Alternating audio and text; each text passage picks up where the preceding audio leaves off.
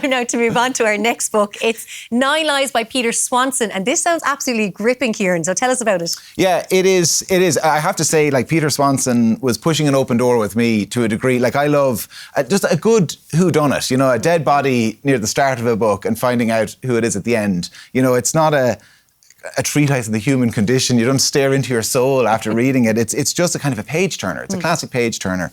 And with this one, there's a really interesting mechanic in it. So for people who don't know, it's kind of a retelling of the Agatha Christie novel, And Then There Were None. And that's one of the best-selling novels, I think, of all time.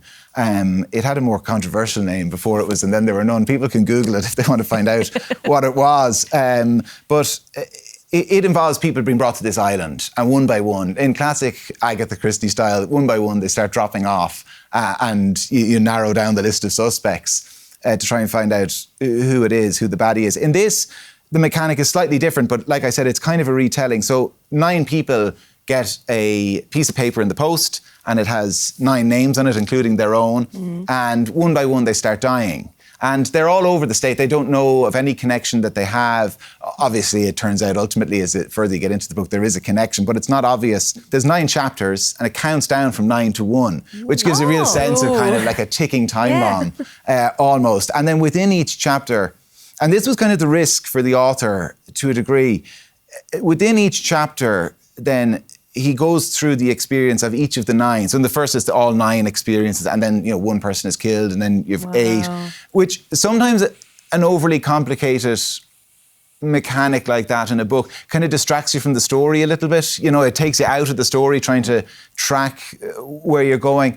And there was a bit of that maybe at the start. I wasn't convinced I would get sucked in because you're jumping all over the place. But actually, it does successfully suck you in after a while, and you're kind of dying to get back to, you know, the chapter ends and you're dying to, I want to get back, I want to find out, you know, what happens to Jessica and you're kind of tearing through the next few chapters. So it's a classic whodunit. It's funny, we were talking about it earlier. If you have read the Agatha Christie novel, you will begin to suspect certain people based on how that novel panned out.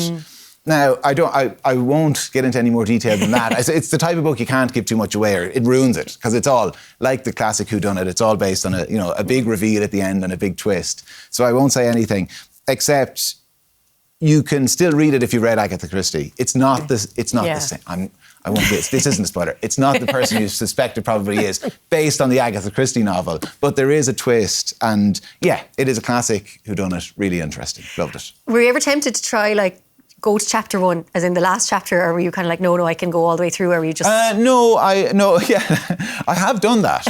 I have done that on books. I would give up on books regularly. Yeah. If I don't like a book, I just, some people kind of feel like you've made this commitment and you've got to stick to it to the end. I'm no way. It's not a marriage. I'm giving up on this.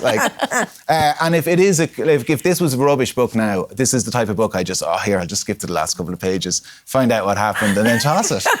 No, but I didn't in this case, which is a good sign. It's always a good sign. Yeah. So I was thinking Final Destination now, as you were explaining that. Yeah, that did come into my mind as well. There is a little bit of Final Destination. There's no plane crashes, and there's not kind of a Grim Reaper character. This isn't Ingrid Bergman. There's none of that.